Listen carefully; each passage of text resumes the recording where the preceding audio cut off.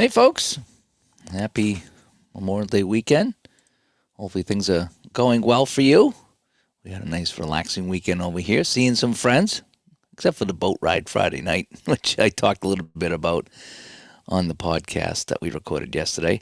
I thought it was Sunday. I don't usually have Monday nights off. And so I was going to post, hey, it's a Sunday night chat, and then I realized, no, it's actually Monday. And back to work tomorrow for me. Finally coming down a little bit from the convention. Pretty much all last week I was kind of riding a high. I only had the 1 day of work last week, and then I was off for a handful of days. So when the holidays come, we don't have weekend hockey, so I have the weekend off. And so now it's all kind of settling in now. The time that the convention's over, the time is off. Back to work tomorrow, back to a normal week for a little while until the play convention. And then I'll be heading out to Colorado, still working on my presentation, if you will. Been kind of practicing that a little bit and trying to figure out what I want to say and how I want to say it. As Philip comes by. Hi, Philip. How's it going? Hopefully things are going well for you. And I thought, tonight I wanted to come on and just have a lazy chat. And one of the things that has been talked a lot in the last few weeks or so is the future of the hobby, the growth of the hobby. And there was a time there where people were thinking, "Wow, we don't have enough young people coming up." But it's we're not necessarily looking for the teenagers and stuff like that to play in the hobby. And yes, this is a Cincinnati Stingers T-shirt. I got this a little while ago. We're just looking for more people to play, more people to not stop playing, if you will. And what I've seen over the past couple of weeks, not only just stemming from the convention, just kind of all over, St. Patrick's new magazine come out, and I just read that, pretty much cover to cover over the weekend. And he was talking about, he had a lot of people on talking about the growth of the hobby and, this and that. And he had a lot of people chiming in, and it seems to be the hot topic. And I would say that people are pretty optimistic about what's going on. I know I am, because just at our own convention, I saw a lot of people playing a lot of different games and new games, but they weren't all new. That's the thing is Dave Little was on tonight doing his wrestling, and I think that was the Filsinger Games wrestling, and that's something I'm looking to pick up is that wrestling game there. So that's going to be a newer game for me, and that's a game he plays all the time. And Dave said he was playing some shootout hockey, which is a game I play all the time. So, you got Dave playing hockey and me doing wrestling, and so you got the two of us, playing some new games for us. And then there's the new games, like the John Turnbull games, his basketball and football and hockey games, the high leverage baseball game from Steve Shaw. Ian Deck is On Deck Baseball, still fairly new, and he's starting to release some new things for that. So it's really neat seeing people that are playing games, playing new games and different games. And we did have one person, at least at the convention, that was just kind of there with a friend that wasn't a gamer, that I can guarantee you when he left, he's going to be playing at least some of these games. He might not be a hardcore gamer like we are, but he was not bored in the least at the convention watching people play these games. He was really into it, and that was nice to see. And sometimes that's all it takes is to introduce somebody to the games, to the hobby. Maybe they don't take. It's not for everyone. I get it. But not many people, I haven't seen many people that I've introduced who turn away from it. Most people, to some degree, say, oh, this is kind of fun. This is kind of neat. I like to play. Now, they might not dive into it and make it a full-time hobby like I do and some of you guys do. But they do, they don't say, oh, this is stupid. Some do. But a lot of people are pretty interested in what we do. And when they see it in action, it's like anything else. If you see it in action, it's way different than just describing it. If I were to sit somebody down and play a game of, hockey or, baseball or football, whatever it was, and show them, I can't imagine they would not be impressed at what goes on. Because I know I was my first time, and I never heard anything about that. So let's see who else is in the chat room here. Gus comes by. Good to see you, Gus. D. Scott, ID. Good to see you. Cleveland baseball fan. As we see, if one half the Stanley Cup can finally be determined, yeah, I would think that Florida's going to take that series. If not tonight, then they should. Carolina's looking flat, real flat, And enjoyed the baseline and the red line, baseline basketball and red line hockey demonstrations. Yeah, they were fun. I like the basketball better. Don't ask me why. Just the mechanics for basketball work for me. They really do. Not that the hockey doesn't, but I like the basketball better. Maybe because basketball is a little newer to me, and I play a ton of hockey games. But I just like the basketball game. I really do. Yes. Yep, RJL's doing very good with the hockey bones. I've been watching that there, and he's playing it right. As far as I can tell, he's playing it right on. He's not, making all these kinds of mistakes. I mean, we all make mistakes, but it wasn't like every single roll of the dice he was having an issue with. And there's a lot of hidden things in hockey bones, like, when you get the rebound, you just want to roll for the rebound. You got to check the clear first, and he was checking the clear every single time. And that's something that took me a while to get used to. He still forgets to roll for penalties at the beginning of the period. I do too. That's just something I just don't remember. It's like the wild pitches and payoff pitch. I never, ever check for wild pitches because I just don't remember it. John comes by and says, so many great games and so many sports out there now. Great time to be in the hobby. Yeah, that's kind of what the discussion here is tonight. It was, I have a new basketball game coming in, new for me, coming in hopefully this week. And I have an unboxing of a football game coming up. And then what else do I have? I might have that wrestling game coming in. I'm not going to give that away, but I might be unboxing some wrestling here as well. Plus all the other games I'm playing. I did play quite a few games at the convention, and it was kind of fun to play them firsthand. And that way there you really can tell if you like it or not. When you start, playing the game and seeing the game mechanics, sometimes you either get it or you don't. You either like it or you don't. And it's not a knock on the game and the developer. It's just, some people, like pineapple on the pizza and some don't, if you will. And not every game works for everybody, and that's just kind of how it goes. There's been some games that people absolutely love, and I don't like them at all. I can't stand them, and so I don't play them. And there's other ones that I love and other people can't stand, so they don't play them, and that's perfectly fine. So when you find Bob comes by, the con was a success. Yes, we had some great people show up at the convention. Everybody was great. Everybody pitched in, did what they needed to do, whether it's helping me out or helping Michael out or just, whatever we needed done there. People grabbing me a coffee at Dunkin' Donuts. People just helped setting up tables, people bringing games, showing off games. I mean, it was just a team effort. It really was. And not that I expected anything less, but when it all comes to fruition and it all works out, it was really fun. So, yes, thank you for that. It was fantastic. Sports Flicks comes by. He's going to try hard to attend if we have one next year. Yeah, like St. Patrick says, he goes, there's all these reasons why you can't go, But if you go, you'll have the time of your life. And if you don't, then that's the anomaly. But if you go to one of these things, like I went to the one in Ohio last year, and it was pretty low-key, and I just had a blast. Just walking around and talking to people, and just, you go out to dinner and you're talking games, and then it becomes more of a personal thing. You just start meeting all these people that you see on YouTube or Facebook or Delphi or wherever. You see the names, but you can't really put the person to the name. And you finally put the face on the name, and you get to know the person. And that's what makes these events fun. Because now when I go on Facebook now and I see all these people commenting and replying and responding, I know who they are. I can picture what they look like and how we interacted and the good times that we had. And it's just great. And a lot of people done the same thing. A lot of people made friends over the weekend that had not met each other before.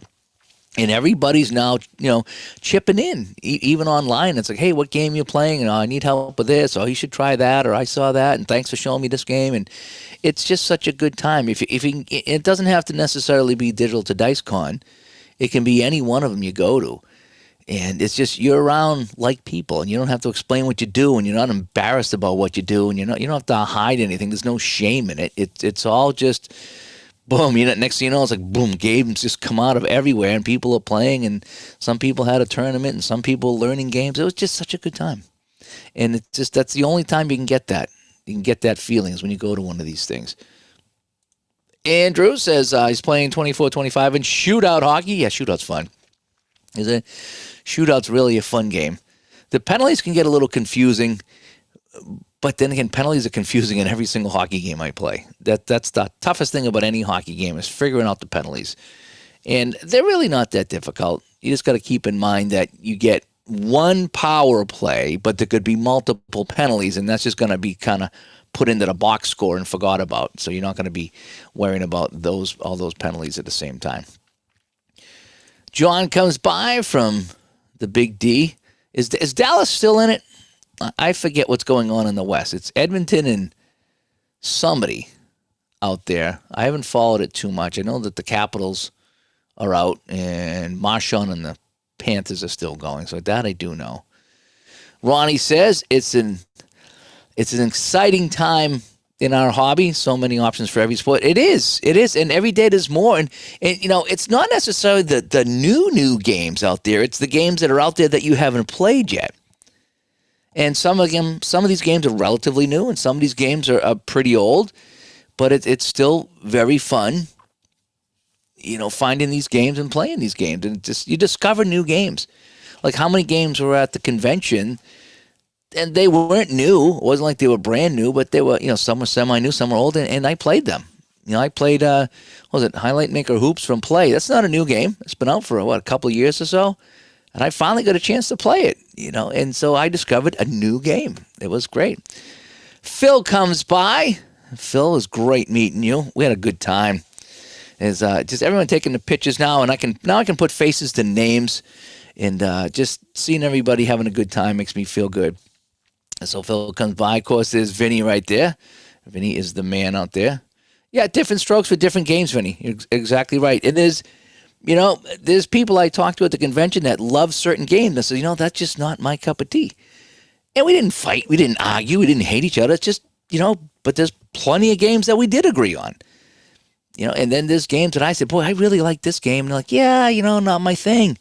It's fine. You don't have to like everything I do. That's the best thing about it. There's not one game. There's thousands of games that we can all play and enjoy. And the idea is just to play and enjoy it. And, there was people playing games at the convention that I just didn't want to be a part of it. It's just not my game. I didn't really care for it, but they were enjoying themselves. And I was like, good for them. They're having fun. And I would look in and watch. I was like, yeah, it's just not my thing, but they're having fun. And that's all that matters. It really is. Gandalf comes by. And, the bench miners. Yes, yeah, Appa has weird bench miners, and Hockey Bones has weird bench miners. So that is kind of weird to get that. But again, penalties are kind of the Achilles heel of hockey games, I find, because they just happen at weird times, and they just slow the game down. When you get a penalty, you got to stop and figure it out. No matter what game it is, you got to stop and figure it all out in the whole bit. And, sort it all out. So it kind of slows the game down, but it's part of the game. So I've come to accept penalties in hockey games, and even if they happen late in the game. If you remember me, years ago when I'm playing these games, I would start ignoring late penalties, and now I don't. I think I've gone through my phase of making the game better, because that's just something that I've always done in my life. As I see something, I try to make it better. Even at my work, the things that I've done at my work, I've just tried to make them better. I've seen something, I try to make that better. And so I did that early in my tabletop game playing. And I've since backed off from a lot of that. The only time I try to homebrew a game is when I'm having trouble with something. If something is making it difficult for me to enjoy the game, or if there's something that really just sticks in my craw, I either get rid of it, or I change it, or I try to make it easier. So now that's what I try to do, is just try to make something a little bit easier for me. Or if somebody comes up with a great idea, like the APA individual ODAI, I love that. It makes sense. It's not how the game's designed, but it still works for me. It works very well. And if it screws up the stats, I don't care. I'm not saying that Appa's going to stink, because if I change the rule, like we talked about in the podcast the other day, if I change the rule, Appa's off the hook. If I change the rule, Hockey Bones is off the hook. If I change the rules, Payoff Pitch is off the hook. I can't blame the game if I change the rules. But sometimes you do, just to make it easier, just to make it more fun. And that's what it is. It's my game. I play alone. It's not like I'm playing in a tournament. I'm playing somebody else. I'm playing alone, so I can do whatever I want. If I want to make a rule that the Bruins never get a penalty, I can make that rule. That's just what I can do. And it's no big deal. And we're seeing more community products. Yeah, the 84 baseball, I need to try to get back to that. I didn't do much of that. I only played a couple of games, but I did get busy, and I was playing in the convention, so I never get back to that. I think the 70-71 hockey is pretty much done, so that went too fast. That was so fast. It was like, ugh. So hopefully they'll do another one I can jump in on, because I wanted to do that, but everybody was playing the faster play games, and I just got left in the dust in that one. But the 84 baseball was fun, and I did play a couple of games of that, and it gave me a reason to buy a new season, And would you love if you could get Brian Aldrich from 4th Street Games and Wayne from 2nd and 10 and Above the Rim on the channel? Yeah, I need to look in the 4th Street Games. I was supposed to sit down. Was it Ryan was supposed to show me was it 4th Street Hockey or 4th Street Football? It's one of the two, and we never hooked up. He had to go before I had a chance to get over there and see it. So, but yeah, we do plan on getting some more guests on. I've already been talking to some people. We got some games that are sitting in my inbox that I need to take a look at and get them on the show. But we also have a lot more guests coming up. It's going to be a guest-filled summer, I hope. And Raymond, good to see you. Raymond says it was his first convention. Can't express how much fun it is. Yeah, that's the thing. Is if you've never gone to one, and as soon as you go to one, you're like, why haven't I been going to these all along? It is so weird. It's like, why have I been making all these excuses? And I know that life gets in the way, and this is just a hobby, and it's just fun. But when I went last year, I went out on a limb, and luckily I had the weekend off, and I had a ride to Ohio. And so when I got to Ohio and I did that, it's like, why haven't I done this before? It's like, I need to schedule time off from work and do this. And it's not like I'm quitting my job, and it's not like I'm a rich person and can do that, but I really need to make time to go to these conventions, once or twice a year. This year it'll be 3, just kind of how it worked out. But that's unbelievable time. It's an unbelievable time at these conventions, and I wish they lasted longer, and I wish there was more of them. But you go to them and just enjoy them, and you're like, why haven't I done this in so long? It's like when I pull a game off the shelf and I'll play a game I haven't played in a while, and you'll see it. Sometimes I'll stream it here on YouTube, and I'll be like, why haven't I played this game in such a long time? I love this game, and that's kind of how it is. But once you go to one, it's like, oh man, this is great. And Cody comes by. He goes, Dave, I nailed it. Yay, I nailed it. We're seeing the games played, drawing new players. I'm in that boat. I knew a strat player in my early 20s, but didn't get into it until now, seeing folks like me and Ron play. That was brought up, and I brought that up too when people asked me about my gaming journey, which I'll be talking about at Play. That's going to be part of my presentation, is my gaming journey. And I look back and I wonder if I had found out about any of these games earlier in my life, whether it was, when I was 7 or 8, or whether I was 17 or 27 or 37 or 47, at what point would I have left what I was doing to play these games? And the answer is I don't know. So if I got introduced to these games when I was a kid back in the 70s or the 80s, whatever it was, would I have been ready to play these games? I'm not sure I would have been ready to play these games.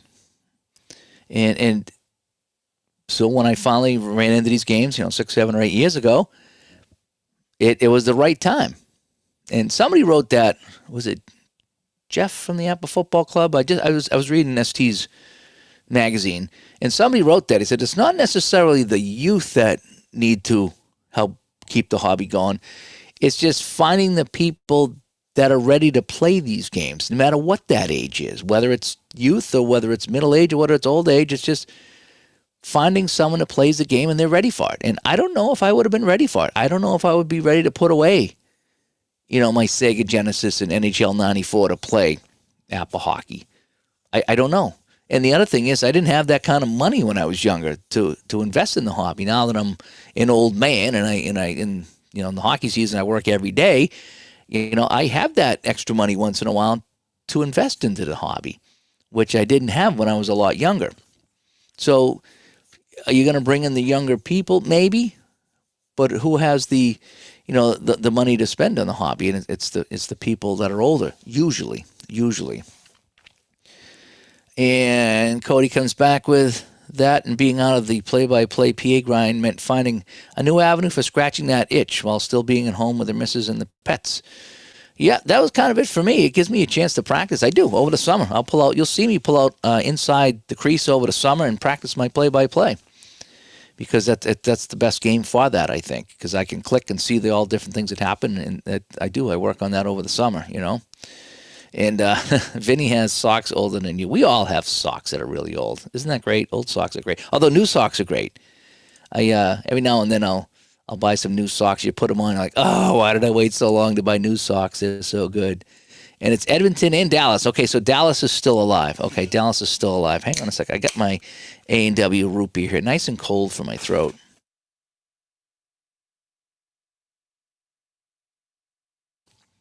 Try to limit myself to the dark sodas, but I'm going to have a root beer tonight.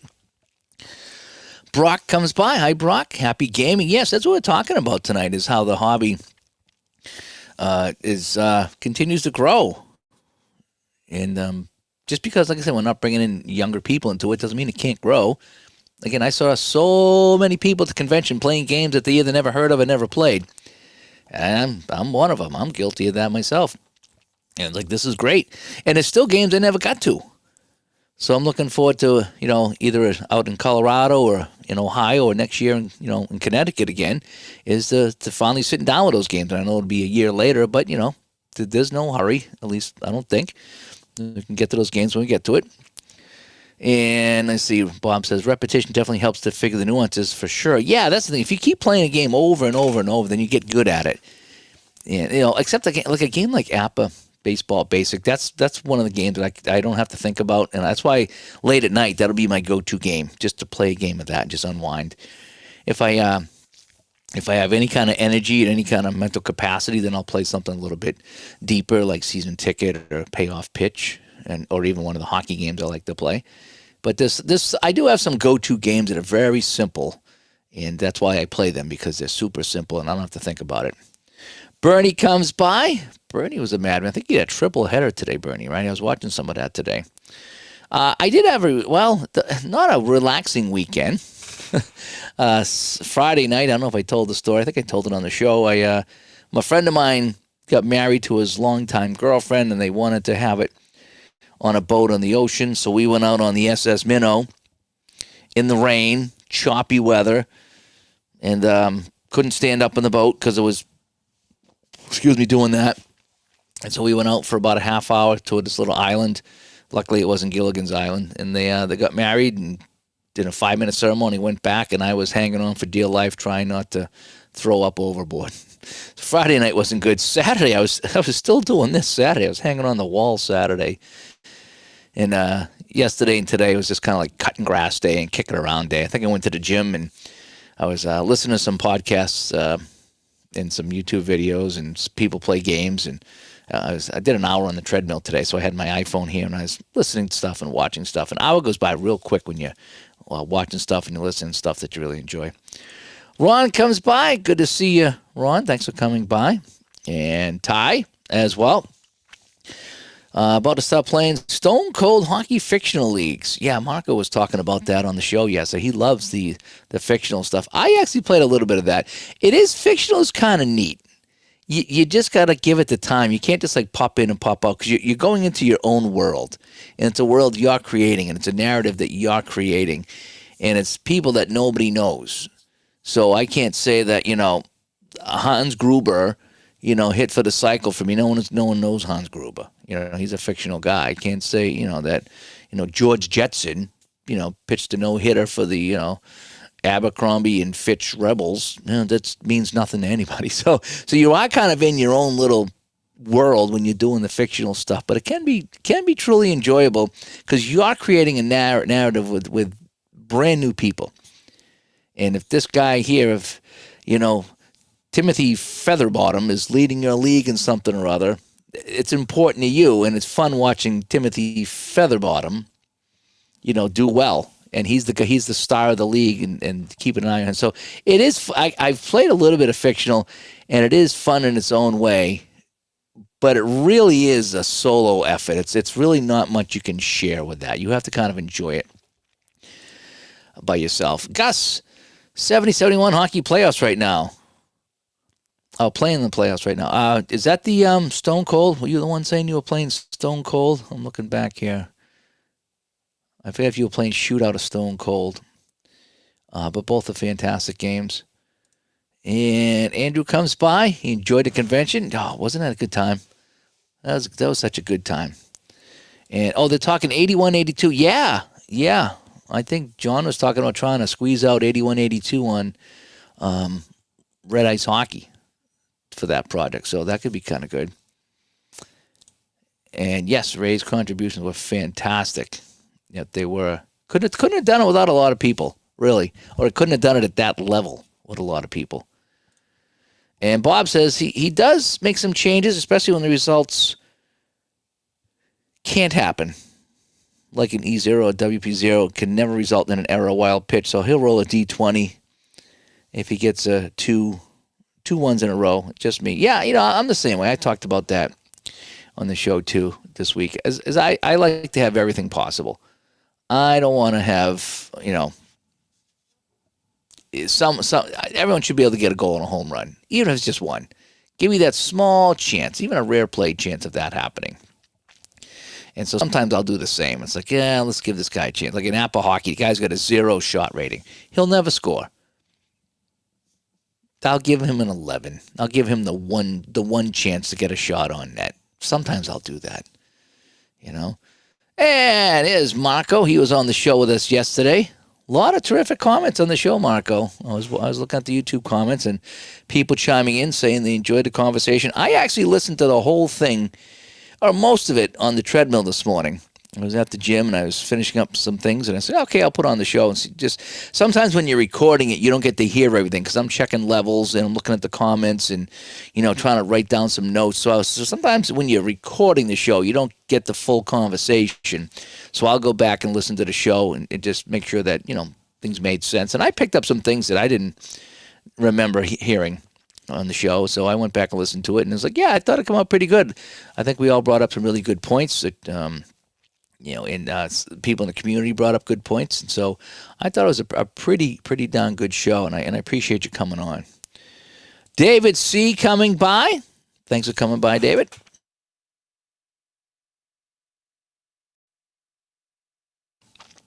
What is root beer? It's tasting good today. Nice and cold. It's kind of like mid-50s right now, so it's a little warmer than it was Friday night on the boat. But now it's humid. Yeah, Marco comes by. And Ozzie Smith, little LH home run in the 85 NLCS says anything can happen. Yeah, and that's how it should be. Anything should happen. And we talked about that again. ST went into details about individual performances versus team performances, and sometimes you got to pick one. And if you don't get both, is it a bad game? Dave's board gaming comes by. Another Dave here. Yep. And Vinny says his older brother started him off in 1968. See, I was the oldest in my family with my brother, and he wasn't into sports at all. I mean, we grew up right across the street from a baseball field or a field, and we would play baseball and soccer and football. And I had to drag him out there to play. And he was bigger than me. He's a big boy. And it's like, dude, you got to be playing these sports. That was not his thing. I don't know what his thing was, but it wasn't sports. And so, I wasn't going to, get him into any sports, so, let alone a card game. So even if I had the card games, he would have not been interested. In fact, we had the the Mattel Intellivision after we had the Atari. And most of those games are two-player games. So if you wanted to play hockey or football or baseball, it was two players, and he never would play. He didn't want to play the sports games. So I had these games. I'm trying to play both controllers at the same time, and I was like, yay. So, I thought the Intellivision hockey was like the most unbelievable game at the time. And I had nobody to play with. Nobody to play with. Oh, well. Brian comes by. Good to see you. And Dave said he fell into these games earlier this year. It is fun. It's a fun rabbit hole to get down once you start finding different games and different things. Let me open a window here. It's getting kind of hot down here with all these lights on. Let me get some air down here. Then I'll be freezing in the next minute. You watch. But yeah, it is fun stumbling and finding new games. Like the Bank Shot. I'm really excited for Bank Shot basketball. And I wouldn't have got it unless I saw people play it at the convention. And when I saw, I think it was James Hart and ST was showing me and Dave Little the game, and they were playing it. And I was like, I'm kind of following along here. Not 100%, but I'm pretty good. I'm following this game to a point that I think I could actually play it. So I'm looking forward to that. Andrew started in 1976. Took a 30-year break until about 3 or 4 years ago. Yeah. And that's the thing about gaming journeys that I really enjoy hearing, because everyone's got a different gaming journey of how they got to where they are today, And, yep, that's pretty good. Ty comes by. Hello, Marco. Great job on the podcast. Need to hear more about your Grid Zone League so I can compare with mine. That's one game I haven't played. I haven't played the Grid Zone, And Ray comes by. He's in Texas. He's got a 3-hour delay at the airport. Ray, I did an interview with Ray. I haven't posted the interviews yet from the convention, but Ray made the magazine. Around the layout, he showed up and sat down at the table with me. And one of the pictures of the convention in the Sports Sim magazine was Ray and myself at the table having a chat. And the usual suspects are here. Barbara coming by. Good to see you, Barbara. What's Barbara been playing? Barbara never says what she's playing. She keeps that a secret. It's a secret. And Christopher, hello, gamers, he says. Thanks for coming by, Christopher. You know something here? Gus says, have I discovered Dr. Pepper Black Cherry Zero? It's not bad. I went upstairs, and my wife is watching her own YouTube channel. And she does like a lot of the cooking shows and the recipes and, things like that. And she was watching one. I'm going to try a new scene here. What do I think about this? Whoop, there we go. She was watching one, and the lady and her teenage son were trying Zero Coke Orange Cream. They were trying that. And then they tried the Dr. Pepper. It was one of the Dr. Peppers. Maybe it was the Black Cherry. I think it was the Zero Dr. Pepper. Maybe it was the Black Cherry. Or maybe it was the grape. It was a weird flavored Dr. Pepper. And I would like to try those, but it's the caffeine that gets me. So I have to do the caffeine-free stuff. So the root beer and the cream soda and all my my bubblies, these are my favorite things, the bubblies. They're all caffeine-free. So that's what I have to do, is the caffeine-free stuff. So I haven't tried that yet. I did try the Mountain Dew Zero or whatever it was, and that was pretty good, but I drank like maybe half the bottle, and I was bouncing off walls from the caffeine. It was good because I used to drink a ton of Diet Mountain Dew, and I liked it better than the regular Mountain Dew because I couldn't take all the sugar. And but the caffeine just bing, bing, bing, bing, bing, it was all over the place. And Ray says he might get back to Boston at 2 a.m. He'll stop by my house on the way home. Yeah. Feel free to stop by. I won't answer the door, but actually I might be up. I've been up late last few nights. I was reading the Sports Sim magazine until about 1:30 last night, and sometimes I'll watch YouTube videos or whatever it is. So I might be up. You never know. And Randy comes by. I'm thinking about buying a new baseball game. Replay baseball or Dynasty League baseball. I already have Payoff Pitch and app of my thoughts. Replay, I've played a little bit of, and that's not bad. And the Dynasty League, I've only played online a little bit, and I haven't learned the tabletop game. I need to get Mike back on, and we're going to go over that tabletop game. But right now, Appa Basic is my go-to game when I just want to play something, and Payoff Pitch is my game when I want to get a little bit beyond the basic. That's just me. And then I have season ticket there as well. The only thing with season ticket is I have to print out all my. I can't just grab a couple teams and go because I don't have that many printed. But I am doing a small season, double elimination season ticket tournament that I've been playing too. Yeah, Gus says season ticket is fun. Yep, season ticket it is. There's something about that game that really works, and I really do like the season ticket. And I printed out a few more teams actually, so I need to do more of that. Get more teams printed out, get them on the table here. Oh, let's see here. Christopher says my first games I think I got when I was 12 was a Baseball Manager by the Wichita Game Company and Superstar Pro Wrestling GM. Interesting. And Marco, he's going to try to share his fictional stuff. Marco likes his fictional stuff. He does. He does. And if there was a way for the cards and dice people to make leagues, it is a really great way to community. We've done that in Action PCs. They run about 7 leagues of varied reports. Yeah. The only it's kind of happened. It's kind of happened. Okay. Is the 70-71 hockey project and the 84 baseball project is kind of that where someone takes the lead. A lot of people play games and send this one guy the results, and then he builds the database of the results. And that's a lot of work. It's something I could not do.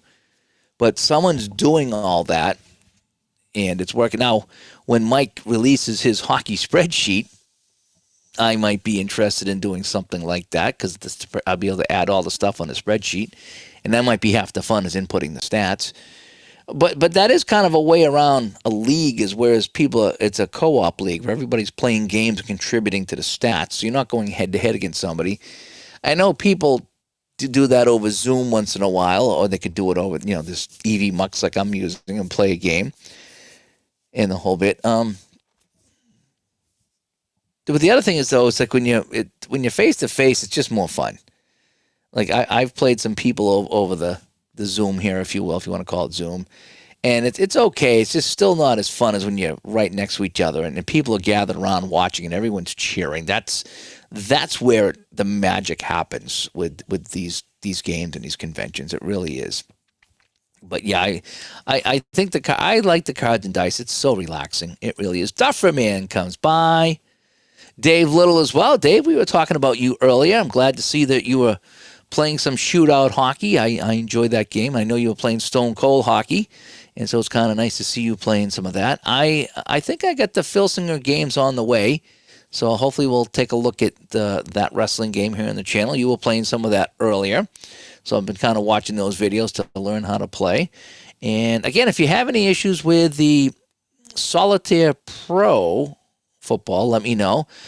Maybe that's something we could do live. Maybe me and you could come on here live some night and I could show you how to play that. If not, I don't know if you're going to Canton or Colorado, but if you want to bring it out there, I could sit down and show you how to play it out there. There's a couple little quirks about it like every other game, but for the most part, that game works really well. And I think of all the play-by-play games, the football games, I think that one plays the fastest. It's right up there with season ticket. It shaves about 20 minutes off, or maybe even a half hour off from a game like Appa or Second Season. Appa's the longest one. Second Season's a little shorter than Appa, usually. And then you get season ticket football and Solitaire Pro football that are kind of like they shave it down a little bit more. Not that you're looking for speed, but just how the game plays, where you're flipping the fast action cards one after another. Boom, there's the play. Flip the fast action cards. Boom, there's the next play. And it just goes so quick, and it's really fun. And Vinny says one of his biggest thrills was playing both real sports in the games with him. He's 8 years older than me. Oh, nice. Yep. That sounds like it'd be fun playing both the sports and the games. Yep. Mattel had the handheld games. Yep. I remember those. I still have one. I think I got an authentic one and a couple of reproduced ones, redone, whatever you want to call them. They remade them and they got sounds on them and stuff, so you can tell that they're not the originals. In Bank Shot, once you lay out the 10-player board, you don't need the sub, and it's magical. Yes, the only thing though, Gandalf, is like if I like to do the as played, so I'll go to Basketball Reference and see everybody that's in the game, and sometimes there's more than 10. So at some point, I imagine I'll take those extra two guys and just put them on the table for a couple of segments just to get them some minutes. So that's the only thing that I notice is that it's usually just 10, but sometimes they have more than 10 playing the game just for a couple of minutes. So I think that'll be a way around that. I won't do that right off the bat, but once I learn the game, I'm planning on, okay, I'm going to take these guys, I'm just going to drop them here for the next few segments, and then I'll pull them out and get them their minutes and see if they get any points. That's kind of what I'm thinking about doing. And Andrew made the magazine as well. Yep, I was reading a lot of the articles there.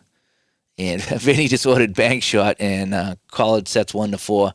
I'm a pro guy, so I ordered some Celtics. They had some sales on the printed stuff too. So I picked up a couple seasons that were on sale. I was like, ooh, well, yes, since I'm getting the game, I'll get a couple of seasons on sale. I don't know. I don't think they had ABA. He might have. I don't think I got the ABA if he has one. I should look that up. Because if I start getting into this game, I like playing my crazy teams, Let me see if they have it here, if I can call it up. If I go to the shop and Bank Shot Basketball and Bank Shot Basketball prints. Do they have ABA? I don't think so. No, they got 61, 62 pro season. So I don't think they have the ABA. They got a CBA. Oh, and the sale's gone. I caught the sale. The sale's all done. He had a sale. And I did catch the sale, so I'm pretty happy that I caught the sale. But no, I don't think he has any ABA, at least not with the print. Let me see if he's got it on the PDF just to see, because that's something I might buy a PDF of like an ABA and just print out a couple of teams and have some fun. No, I'm not seeing any ABA. So maybe again, it's just me. I like the weird stuff. And let's see here. Yes, I was on the Matrix. Yes, I love this backdrop here. It's kind of fun. I like to mix it up once in a while and just kind of do something different.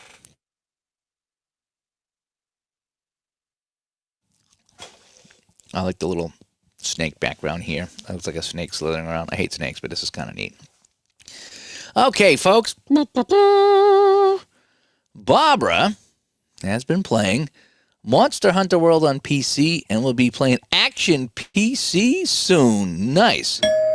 Okay. I'll give you a nice little doorbell for that one there, Barbara. Okay.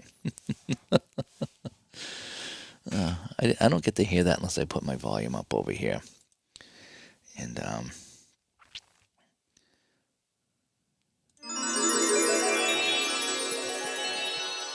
there's a couple of sound effects. I think you can add your own too, but I don't play them too often.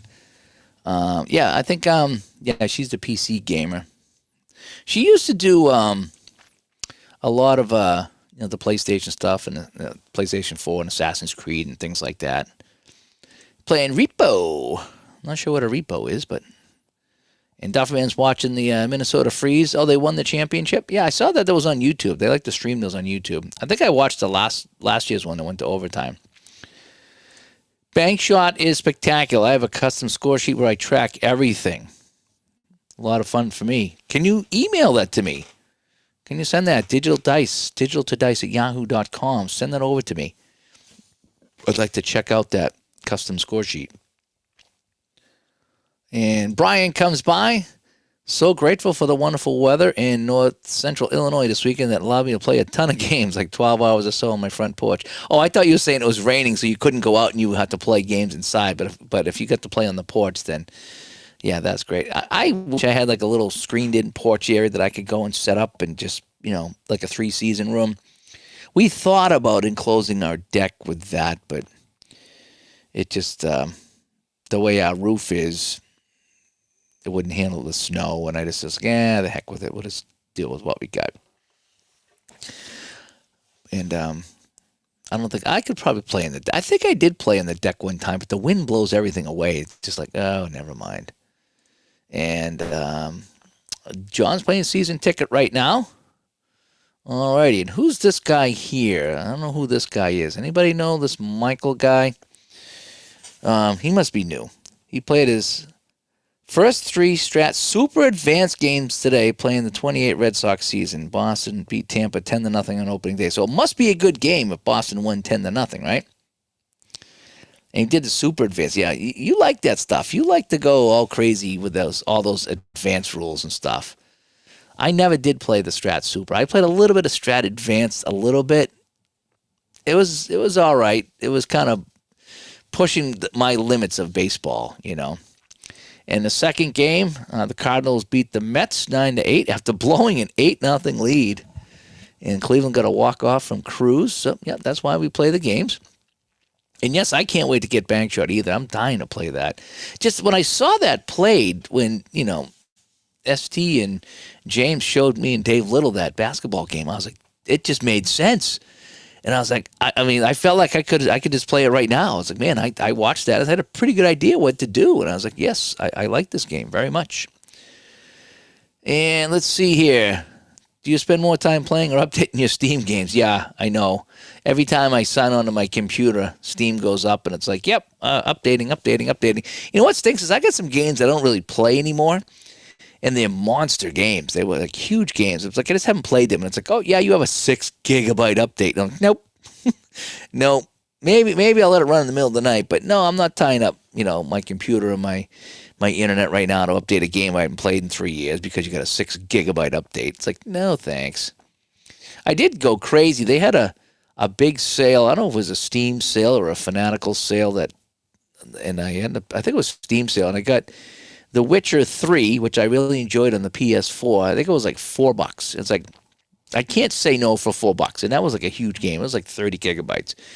So I picked up that. I picked up this Shark game, which was under $10.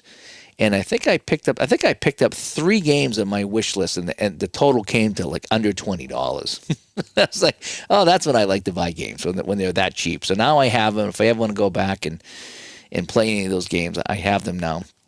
The Witcher was fun. I really enjoyed The Witcher. Like I haven't played the Oblivion in a few weeks, but I was hot into the new Oblivion game. I really enjoyed that, and I need to get back to that as well.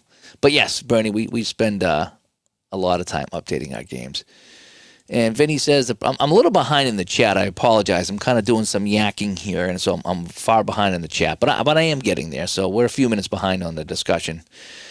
The problem with cards and dice leagues, you need to have an opponent send introductions. It feels like you're coaching against yourself. Yeah. And nothing beats face-to-face leagues and tournaments. Yeah. And I wish I had some people close by. Michael Silva is somewhat close to me, so I'm kind of hoping over the summer we can, make a time to get together, maybe have some dinner and play some games and chat and have a good time. So I'm kind of hoping that that can happen at some point this summer. Again, I am going out in a few weeks to Colorado, and then in August I'll be going to Canton. So I will be venturing out a couple more times this year to see some people and play some games. Canton was fun. I think this time I'm not going to do much broadcasting. I think I'm just going to try to play and enjoy it now that I know what they're all about. And I'll bring the laptop, and maybe I'll have a little bit going on, but I won't be doing nearly as much as I usually do. Because last time in Canton, I was like behind the computer almost 90% of the time. And this time I think I'm going to do what I did in Connecticut. Let it run so people can see the event. I'll come by and say hi once in a while, but then I'm just going to go and try to enjoy it myself. And Dave Little, he's working through Learning Solitaire Pro tonight. Perhaps we can roll some in Colorado. Yes, bring it if you can. Bring it to Colorado, and we'll play it. It does work pretty well. It's just flipping for the play, flipping for the player, and then figuring out, if you're throwing a pass, you take the quarterback and the receiver, you add those numbers together, you factor in the defense that was called, that gives you your number at the bottom. Running plays are fairly simple. It's just who's got the ball. You flip over the run. It's his average, plus or minus, and then factor in the defense, and the run is kind of easy. It's an older game, excuse me, keep in mind, it's an older game, but it works pretty well. It doesn't have some of the flair of some of the newer games, but it for me, I find out it works pretty well. It's fairly inexpensive. There's a lot of seasons. I was dropping a bug in his ear. I was like, Mike, you got to get me some Brady seasons from the 2000s. He's got this huge gap from like 2000 to, I don't know, 2010 or something like that. I was like, you need to get some of those 03, 04s in there so I can play some of those Brady seasons. He's like, yeah, I'm working on it. And Phil says, I wish I discovered this stuff as a young kid. Phil, I talked a little bit about that every time I talk to somebody about my gaming journey, if you will. And I kind of wonder if, if I was introduced to these games when I was a kid and I discovered as a kid, would I have played it? Would I have been ready for this? Because I consider this a mature stuff. This is not shoots and ladders by any means. So I'm kind of wondering how I would have taken to that if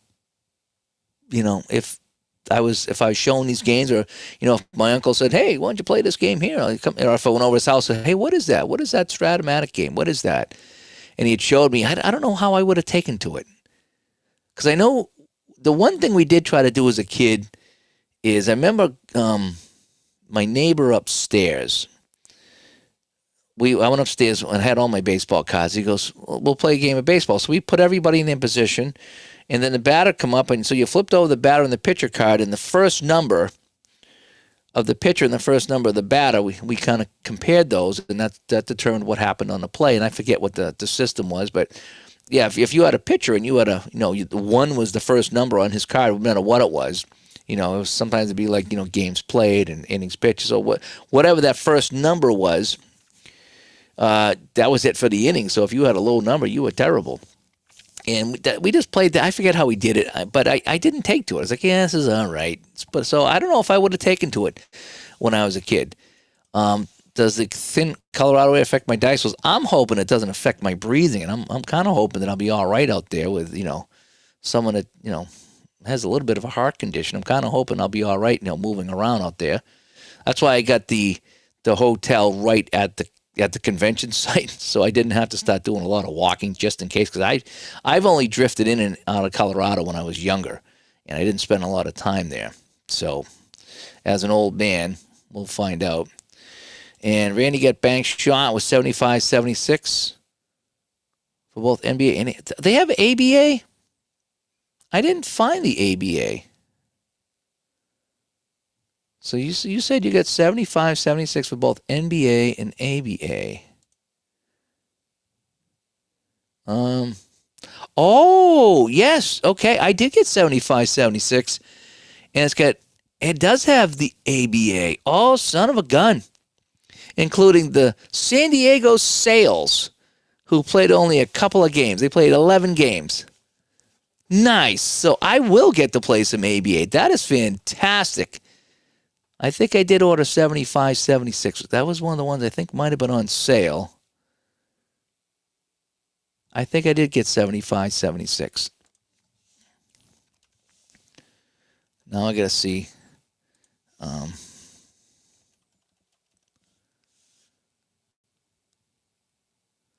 Let's see. Did I get it? Yes, I did get 75-76. So I will have the ABA. That is so cool. That is so cool. And Dufferman has bank shot in his cart, but he have other games that need to play in front of it, like payoff pitch. Yeah, they're good stuff. And Barbara says, how do you get the games from Action PC? You buy them, then do the files come via email? Kind of, sort of. So when you buy the game, you create your account, is what I would do. And then when you place the order, it comes right up for the download.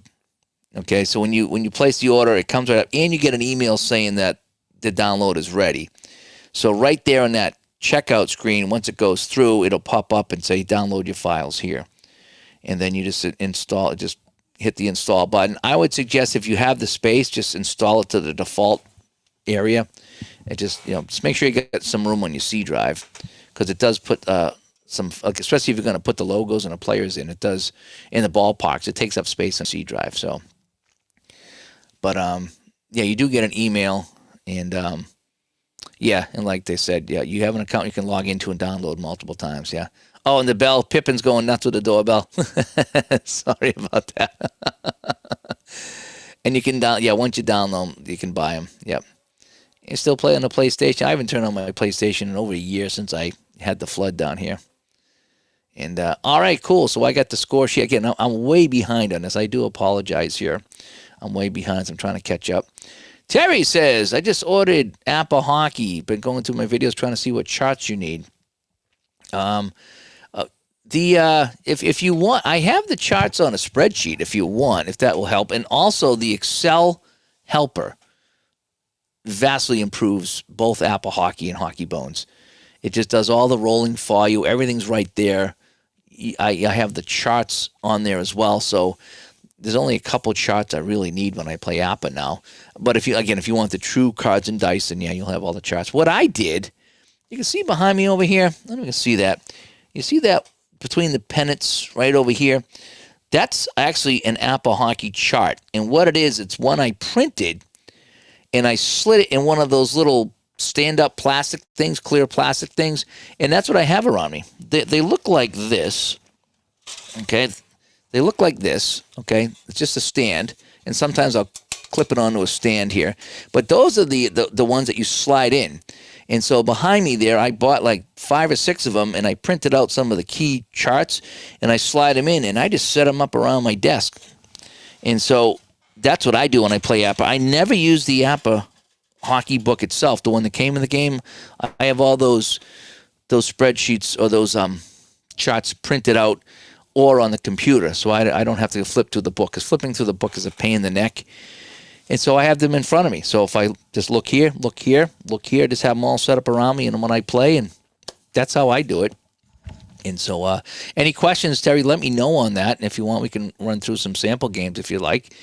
But the Appa Hockey is the instructions are bad, and I think I mentioned that the instructions are really bad. But I got it to work even with the bad instructions, and the more I played, the more I got better at it. So it's one of these things that if I do some slow play on my videos. I've done a lot of slow play, and I walk through pretty much every step of the way, and I think that really kind of helps. So take a look at that and see if that'll help you. If the slow play will help you figure out what's going on. And some guy named P-Jet comes by, and yeah, I didn't know they had a sale. I actually went there last week after the convention, and I looked in it. They had 81, 82 on sale, and I think 83, 84 was on sale. And so I got those on sale, and I picked up a couple of other seasons. And yeah, I mean, it wasn't a huge sale, but it was $4 or $5 off. So I was like, okay, I'll take it on the print version too. So he must have some extra print version in stock. By Ice, hello. I got lucky. I just got real lucky with that. And yeah, it's score sheets. I love score sheets. The best part about Bankshot, individual player defense makes a difference. Yeah, I when I was playing that, I noticed that it was, and it tells you who you're defending against, and I like that. So you don't have to figure it out. Because honestly, I couldn't tell you the difference between point guard and right guard. I just don't know enough about basketball, and I don't care to learn about basketball. But I do like watching, my Larry Bird days, and that's what I'd like to play. And Andrew bought Hockey Blast with a how-to guide. He's going to make some seasons once he gets better at the game. And Vinny played Pong. And he knew right away cards and dice was his thing. Yeah. Yep. And Andrew, Phil likes the Hockey Blast. Yeah, we did some gaming when we were younger, but I think once the video games come out, that's the way I went. I really did,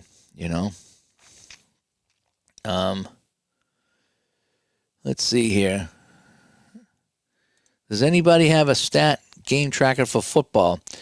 Yes, Dave. The Pro Football Helper. It's out there in the wild. Okay, and that is fantastic for playing football. And just search my channel or search YouTube for the Pro Football Helper. It's called. and there's a link to the download, I think, in my description, and it shows you how to set up a season and then play. And it's super, super easy. It's just you just put in the teams you want to play, after you set up the season, because you only can play within the season. And then you figure out who's the home team, and then you just start playing. And just everything is a drop-down menu. Okay, here's the kickoff. Who kicked it off? How far did they kick it? And then you enter. Then who received it, and how far did they go? So you're playing cards and dice. You get the result, and you just put it in this. It keeps all your stats, keeps standings, it keeps everything. It is fantastic. So yes, there is a stat and a game tracker for football with a Pro Football Helper. And my stuff's all over the place too. He says it's organized, but it's all over the kitchen. Yeah, my downstairs is all kind of crazy, And just take it slow. Take the Apple hockey slow, and I suggest to start with 5 guys on the ice and don't do line changes. Just get the puck moving around. That's what you want to do. If you can get the puck moving around, that's really half the battle. Is following the puck and getting used to what the results are, and the difference between a SOGA, which is SOGA, and the RSOG, which is ARSOG. Those are 2 things that I still got to think about real quick when I play the game. But once you start getting an idea on what's what and how things work, and the ODAI, making adjustments with that, the game just becomes second nature. It really does. And Brawler coming by. He's playing some 72 Sports Illustrated Baseball, listening to the show. Thank you for coming by and playing. I like that, too. I like that. And, in fact, in the magazine, is that the end of the chat? It might be. ST had a survey in the magazine that says, what do you do when you're playing games? And one of them was listening to YouTube channels. And that's what I do, is I'll put on someone here, whether it's live or on Memorex. Or sometimes I'll just listen to some commentary stuff. I was watching something tonight as I was setting up the show here on what the Russians found on Venus. I just love that crazy stuff, and all these conspiracy theories about why they're hiding the things that they found on Venus, and it's just fun. It's just a good time is what it is. So I usually have YouTube on, but that was way down. That was low on the list. When you looked at like all the things that people did, most of it was I play in silence. And I was like, I can't even go to bed in silence. I have to have, not a TV. I can't go to bed with a TV, but I have to have either a radio on, or usually it's YouTube. But back in the day as a kid, I'd have the AM radio. And this is why I like the Texas logo, because as a kid, when you have these moments as a kid that for some reason something just sticks out in your mind. And it was just like an odd event. And I remember, spending the night at my grandparents' house in the summer. And he had this little radio. It's about, this big. And I got the Red Sox game on. And I went to bed, and they were playing in Texas. And you could hear the murmur of the crowd in the background. And it was just a nice night. The windows open. And I'm just listening to the Red Sox game when I fell asleep. But they were playing in Texas. And I always have a soft spot for Texas because of that one game, that one night. I have no idea who won. I have no idea who played. But it was just so relaxing to have the ball game on at night. And sometimes I'll put on a baseball game, and I will. I'll just chill out and just enjoy having the game on. And I do that sometimes with hockey too. I like that now. I mean, back in the day, holy cow, man! Imagine as a kid having satellite radio and being able to stream the audio of every game or even the video of every game. Ooh, forget it. But I still go to bed sometimes during the winter, and I'll put on the audio stream.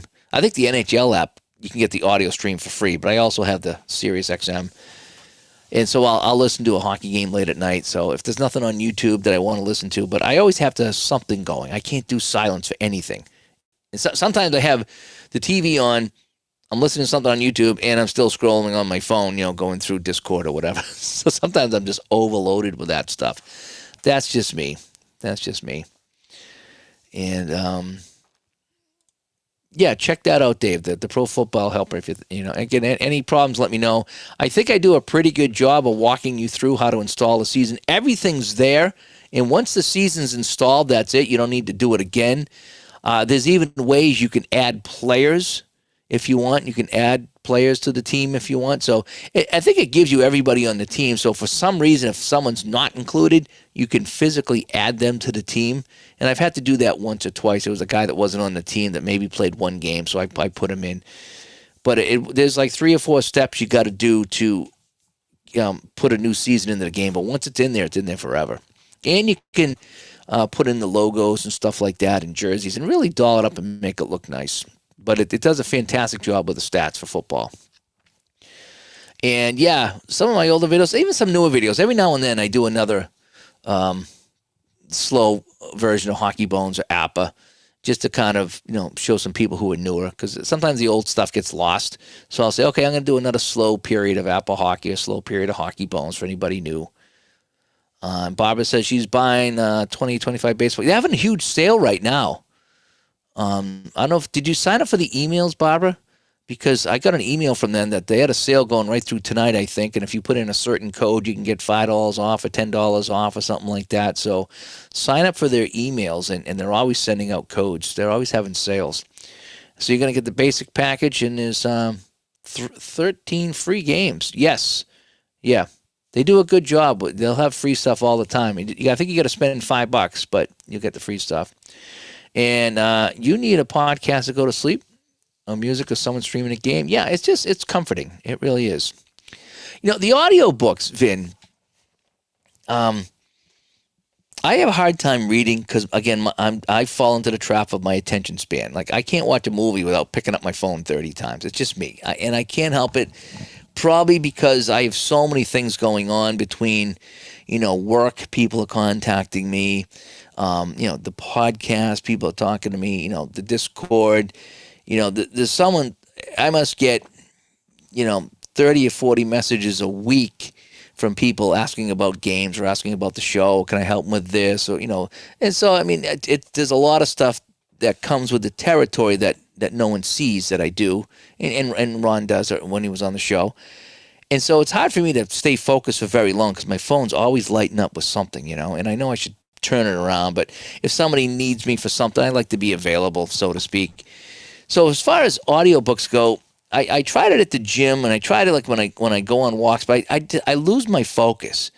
Like if I used to go out and walk around the town and listen to an audiobook, I find that I get halfway down the street and I haven't heard a thing because I'm too busy looking around and I'm not listening. So I have a hard time reading because I can't sit still long enough. And like the the Ball 4, the Seattle Pilots guy that wrote the book Ball 4.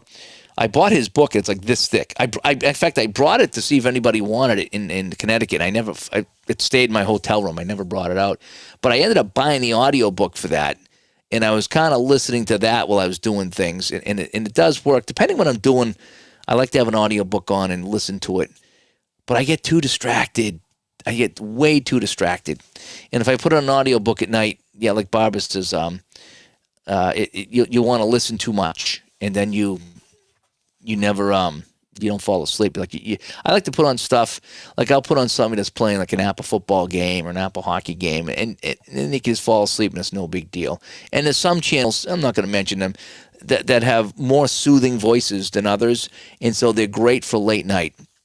And you can just kind of listen to them and just doze off, and it's like, yeah, that's kind of nice.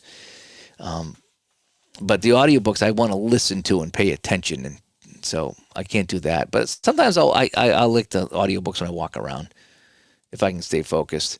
And Dave Cook is great to deal with. He showed up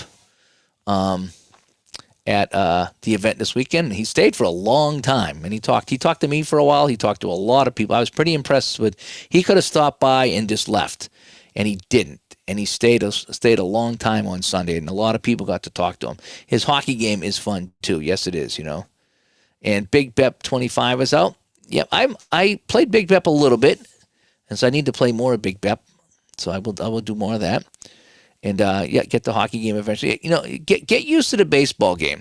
Okay, play the baseball game and get used to how Action PC Sports works. Because once you get the baseball game, all the other ones they have the same kind of flow, if you will, as far as opening games and loading games and playing the games and what to look for. They're all kind of basically the same. except for the golf. But if you get the baseball, hockey, football, basketball, those four sports there, they're generally the same. So once you played one, you can get around in all of them. So get good at the baseball, figure it out. Watch some videos on it. Again, Ron plays all the time, and some other people have done some walkthrough videos on the baseball game to get you up and running. And if you want to put logos in, it shows you how to do that, and put the baseball fields in if you want to do that. You don't have to. You can play it right out of the box and be perfectly fine with it. But just get used to how it all works and how usually it's just click on a button. If you want to bunt, you want to hit, you want to steal, that's all you do. If you want to, bring in a reliever or a pinch run, I think you just click on the player and then bring up, who you want to bring in. It's fairly simple. It might take you, half hour to get used to it all, but it's fairly simple. And Jim comes by. Hi, Jim. Is there one out there currently that suggests a horse racing game? Oh, boy. Ron was doing a horse racing game on the PC, and I forget which one it was. So search Ron's channel, Retro Sports Network, because he's done some horse racing. I don't play the horse racing games, but he had one that was interesting where you roll dice and it shows you like what they do in that segment, and then it updates all the horses. And I think you could bet on the horses. I'm not sure, but it was kind of fun. It was an interesting racing game, and all the horses are rated. So you roll the dice, and then depending on the horse and what the dice rolls are, they do certain things. So, and I don't remember what the name of it was. Again, I'm not really big into sports, horse racing. And you get Dave's emails. Okay, cool. So then you'll see that and get all the codes. ASG has thoroughbred horse racing. I wonder if that was the one that he had. There's a couple of big ones out there. One was by Lon Whitehead, but there was two, and I forget which one he was showing off. Maybe he showed them both off.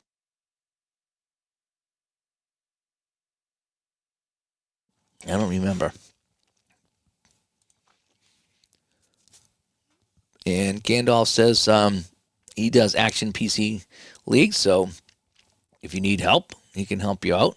Top of the stretch. Yeah, that one. Chris, thanks for coming by with that one. Top of the stretch. And ASG does the PC version of Top of the Stretch, Okay. You like to hear me do a horse racing game? I used to go to the dog races. We had the greyhounds up here, and I went a couple times. I never won anything. I was terrible at that, but I did go to the greyhounds once in a while. And my dad used to go all the time, and so I'd go with him, and he knew how to do it, but he never won either. I just, I would pick, two dogs to finish in the top three, let's say. I forget what they called that, but okay, I want to pick dogs 1 and 6 to finish in the top three. And, dog 1 would wipe out on the first turn, and dog 6 would stop and see if he's all right and smell him. And it's like, okay, I'm done. I'm done. Oh. And ASG, that's the name of the game company, ASG Games. Jim, that's what that is what ASG is, ASG Games. And I think I have links shut off, so I don't think anybody can post a link. But search ASG Games. That's an actual game company. And an Action PC, all those games are the same. Yep. And Gandalf has the thoroughbred racing game, and it's very good. Okay. And Waterfield comes by. Good to see you. And he says ASG makes some great games for sure. Yep. I have I think I have the golf game from ASG. And ASG, I forget what else the things they do. Let me just see here. ASGgames.com. They have, do you know what? They have the basketball game. I only got a little notice here about hackers. So if we go to the shop, they got the Big Bet. They got the golf game, Dice United, Hoops, Basketball, Legends of Boxing, Stone Cold, Time Travel Tennis. That's a fun one. Excuse me, Fall Classic. They have Classic Soccer. ASG Games got a ton of games. And they're really fun. And let's see here. TRG has a complete campaign for the 60s, and it's wonderful. It gives you each track and which horses, and about 180 horses. Triple G comes by. Thanks for coming by, Triple G. Oh, he has Appa's horse racing game. That'd be something to get. Appa's horse racing game. I think Jeff had that in Connecticut. Again, I didn't get to sit with Jeff. I'm kicking myself because I wanted to take a look at the old hockey games and just kind of thumb through them. I want to see the basketball game. I'm kind of hoping he'll bring that to Ohio, and maybe we can run through a couple of minutes. I don't know if he's ever played it, but it'd be fun to say, okay, just show me a couple minutes of play just so I have an idea of what we're looking at here, you know. And then in the horse racing, too, that's something else I'd like to see. And Vinny likes lawns the best. And let me see. Might be top of the search. Hoops from ASG is pretty good. Yeah. Yep, Hoops is pretty good. What's the game that I have? I have Hoops PC. I like that.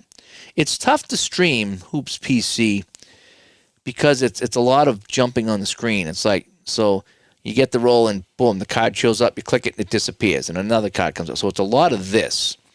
And so as someone I've watched people play it, I'm like, oh man, don't you get dizzy? It's like, you don't get dizzy when you're playing it, but when you're watching it, it's unless you go real slow and then the game takes forever, it's hard to follow along because it's always in your face, you know. Yeah, and hoops and college basketball, K2, I think that's what it is. Very good. Oh, Vinny has the Apple horse racing. Yep. And he finds the horses' cards are pretty much the same. John likes the six-pack bowling. Okay.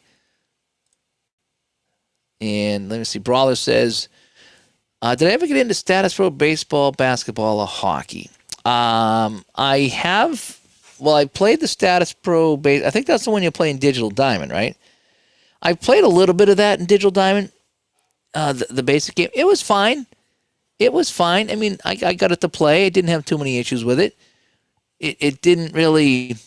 It wouldn't crack my top 5 for baseball games, but it worked. It was interesting, and I had fun with it. I haven't played it much since.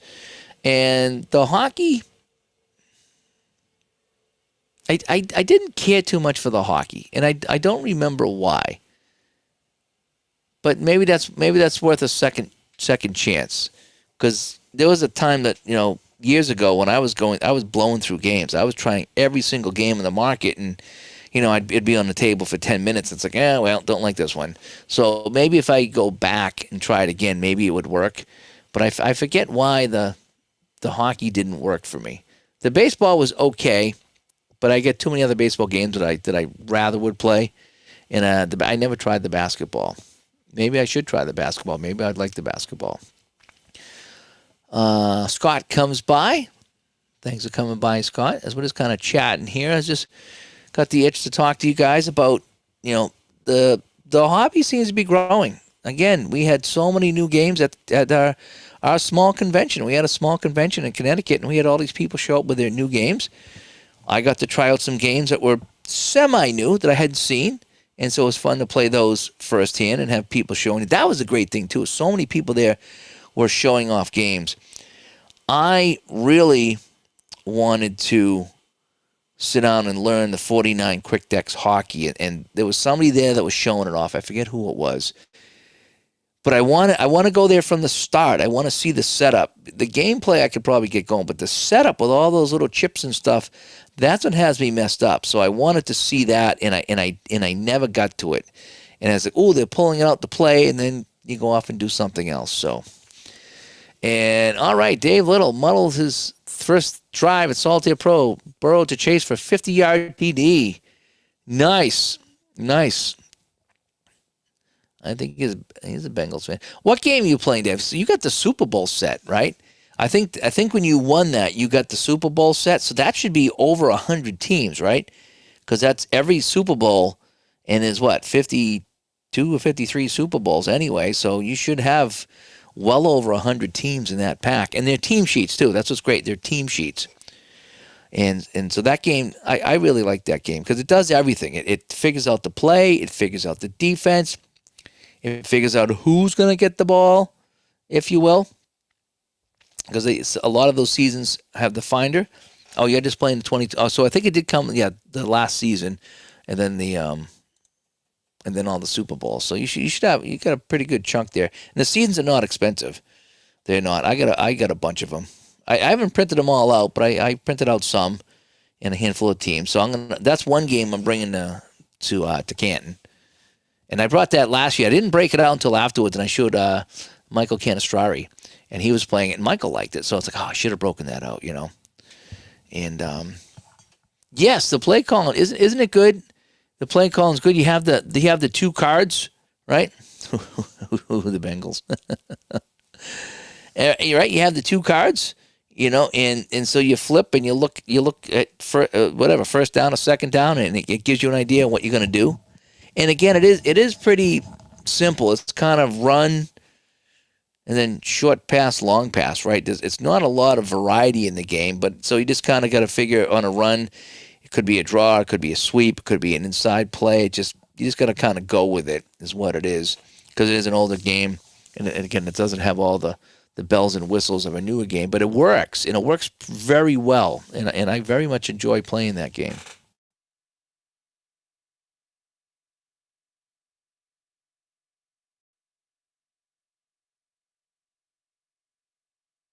All right, the root beer is gone. That was good. I haven't had root beer in a long time.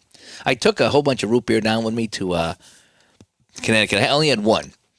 I put them in the fridge down there. In fact, when I was packing up, because I brought down a bunch of drinks, I brought down some, I like to have Gatorade, and I brought down a ginger ale and a bunch of root beer, and I put them in the fridge. And I get everything all packed up, and I'm like, it took me like 6 trips from my hotel room to the truck to get everything packed up for everything I brought. I was like, all right, so you know how you like double and triple check the room to make sure you don't leave, anything behind.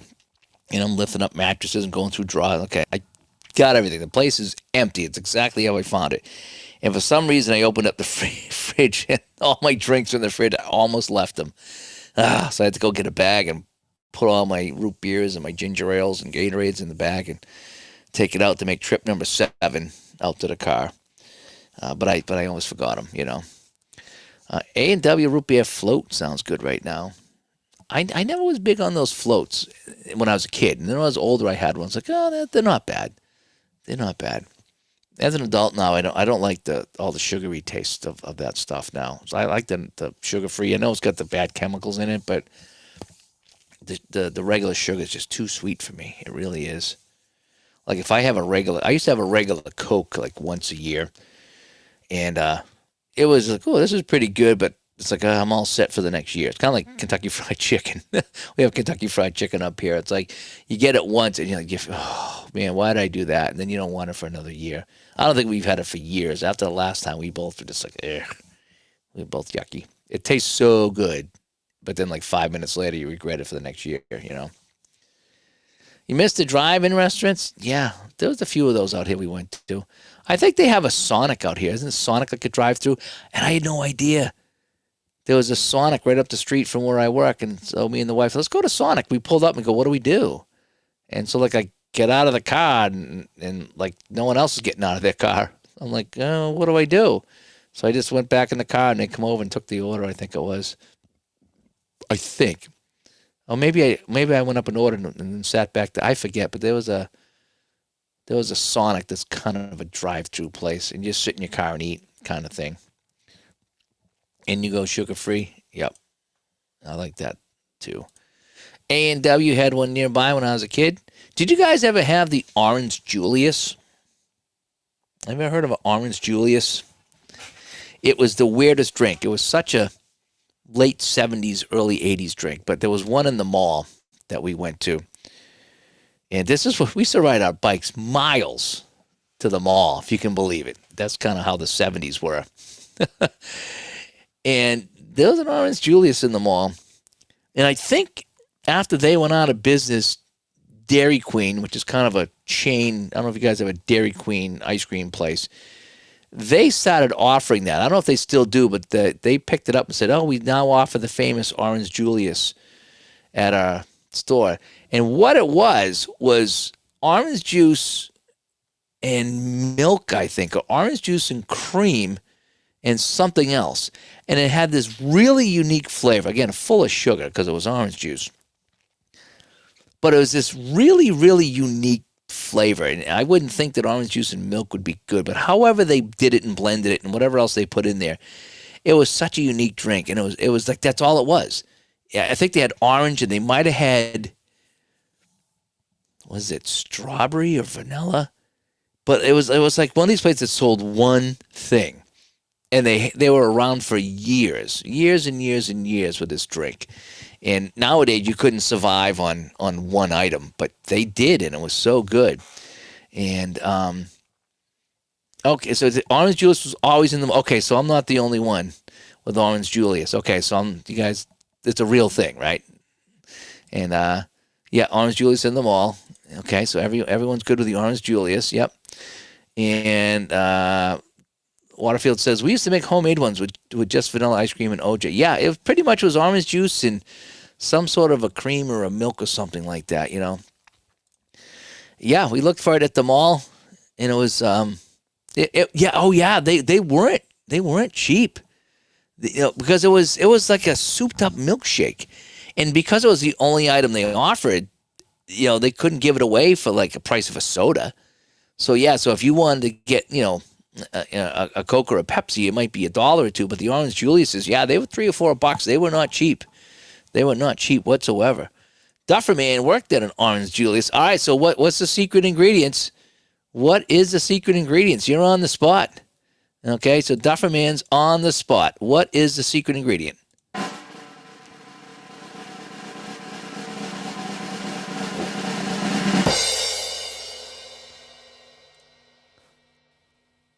And we haven't got the answer yet. All that. And Dufferman lets us down.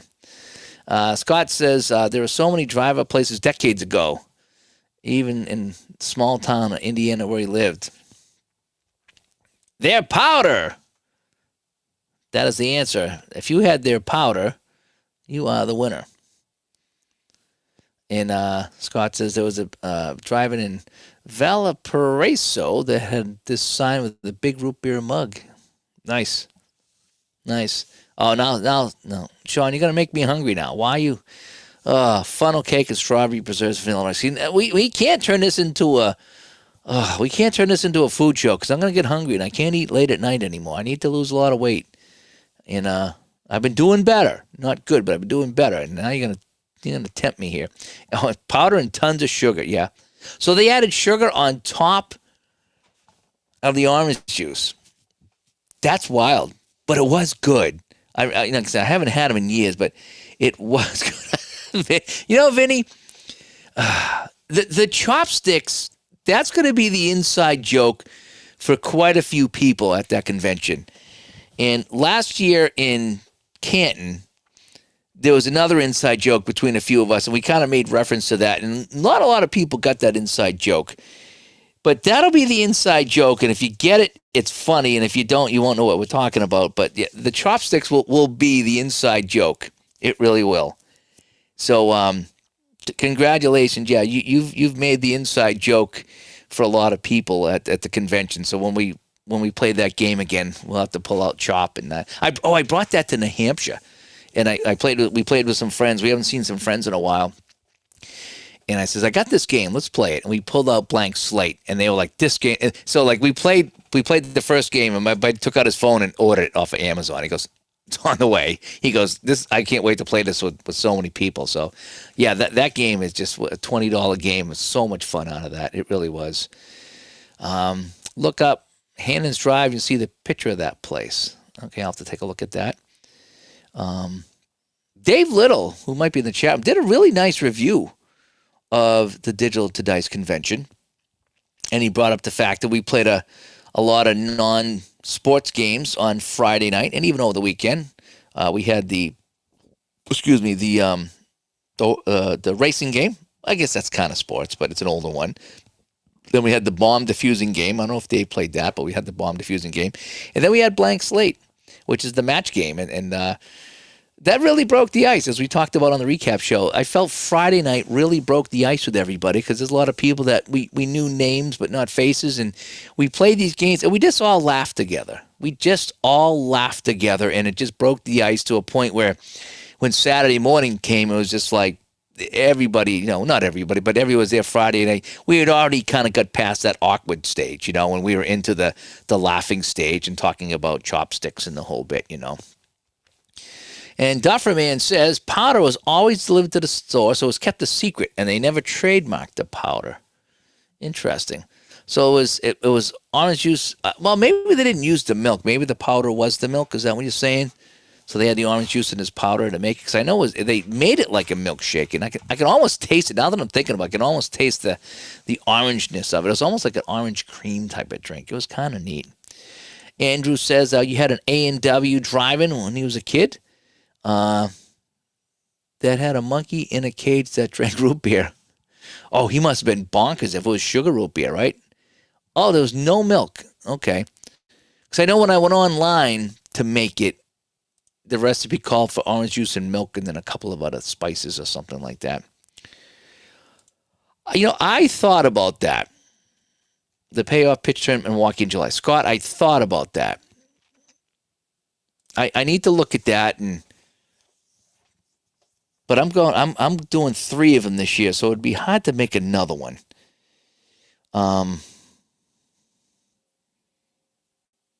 I'm probably gonna say no because was it Michael said he drove to Indiana and it was 12 or 13 hours because it was 10 to Ohio, so we'd be looking at a couple more hours drive. So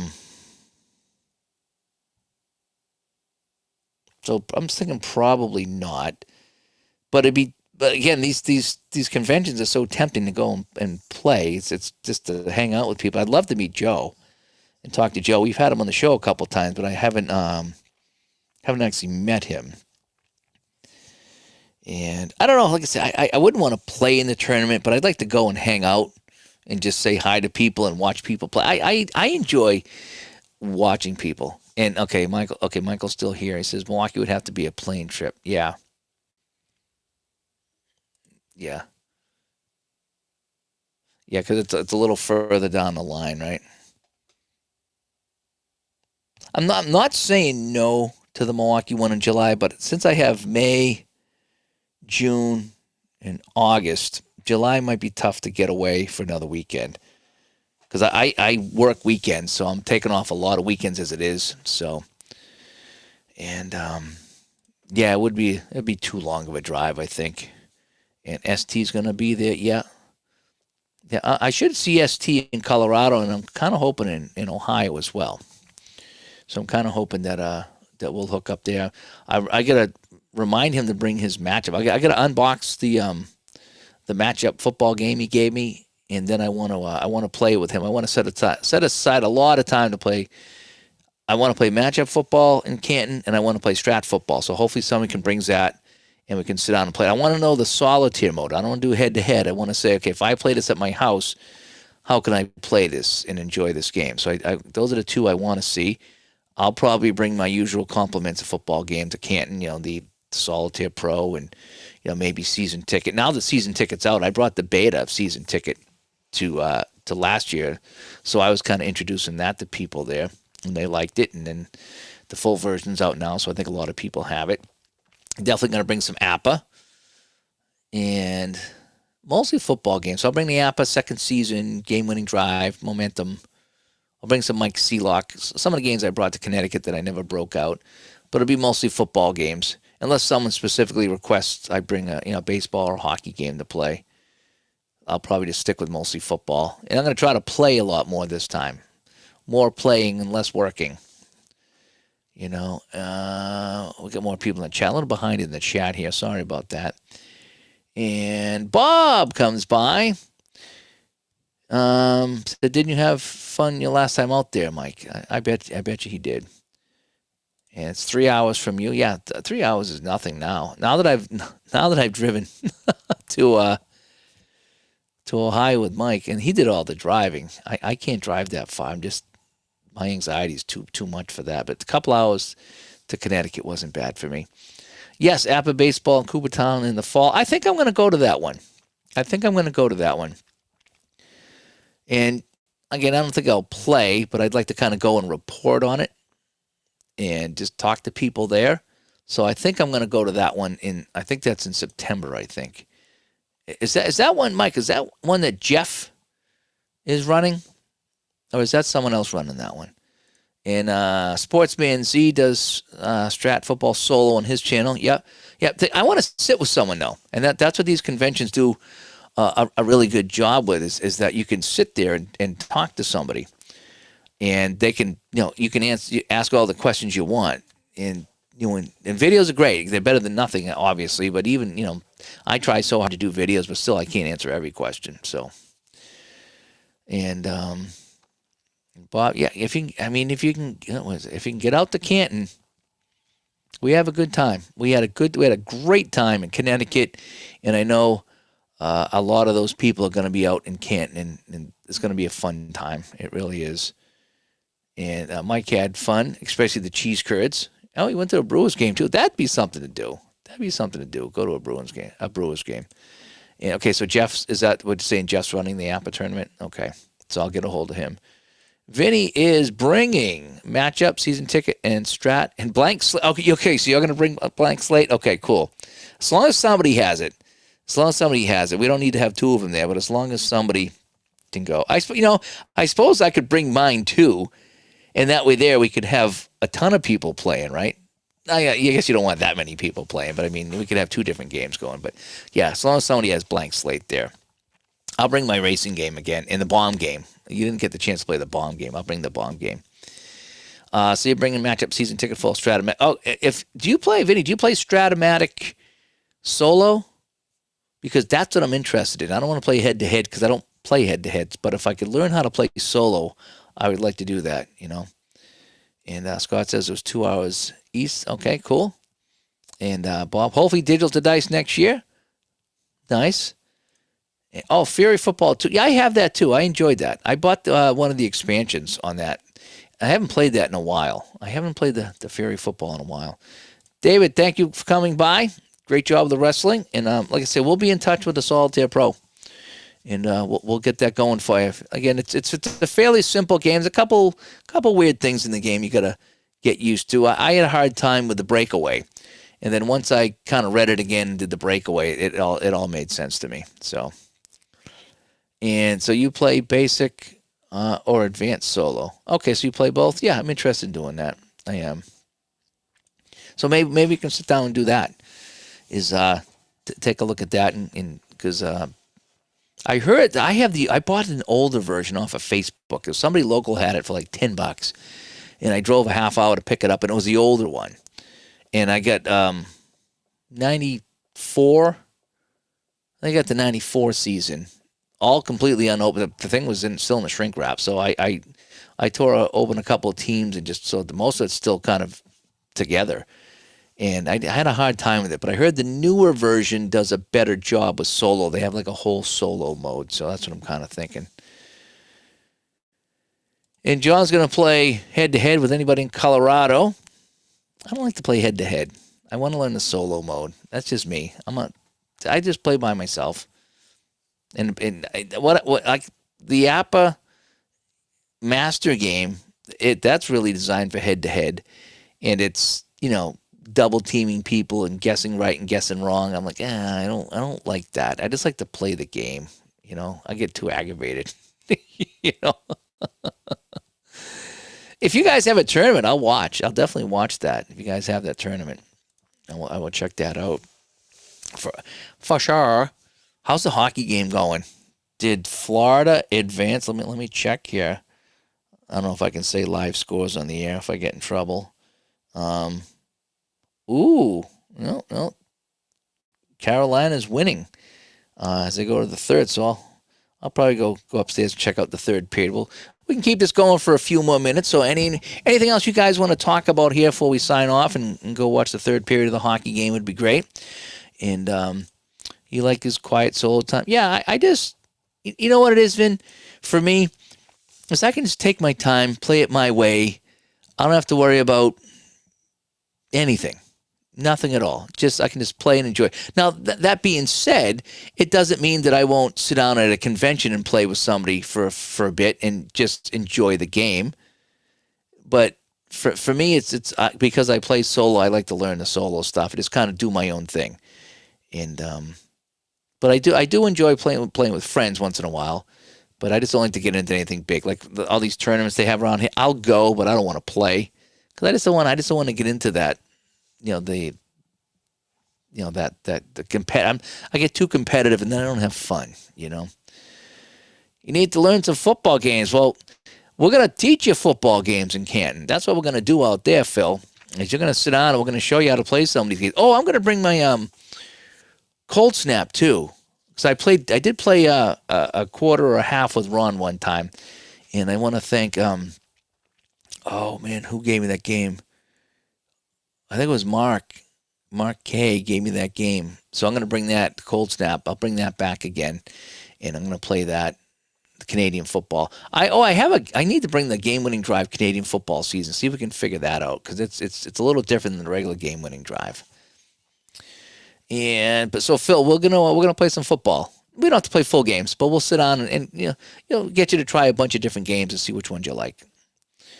And Vinny's got the 73 Bengals and Bills for season ticket on one of his tables. Fantastic. And Scott says, I'd like to go to Canton and learn more about APA football. I've only played the basic about 10 times. I'd like to learn the master game. The master game, it's more like from what I understand, the Stratomatic football is where one team calls a play, has a card, and the other team has a defensive card, and you flip it over to see what the offensive matchup against the defense. You can try to, on the defense, double team somebody. So you can say, I'm going to double cover this receiver or double cover this running back. And then whatever the result is, it can slide up or down depending if you're double covering them.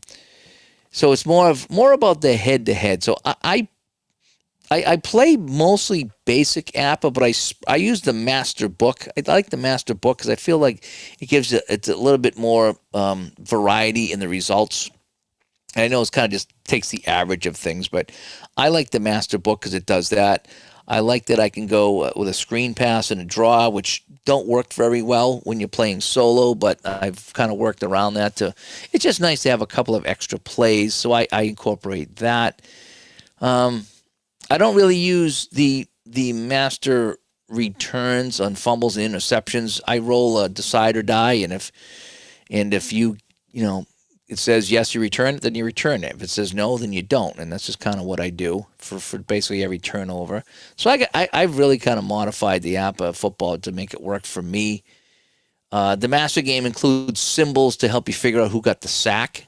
And to figure out who gets the interception. So the book will tell you interception, but you can roll the dice and figure out who gets the interception. I think it does a lot of things like that, but it's designed for a lot of head-to-head stuff, and it fine-tunes some things. And I pick and choose my master things that I play when I play by myself because it really is designed for head-to-head. And Jim says, one more question. You've seen my hockey tutorials. The pad, I call it, where you put down the cards and Mark plays out. Where'd you get that? It's not part of the original. You mean the mat? Are you talking about the mat that I used that's on?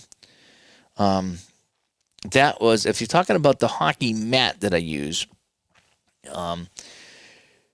you can buy blank ones like that out in the wild. I think Inked Gaming, who I don't know if I'd ever order from again after they really screwed the pooch over the holidays there.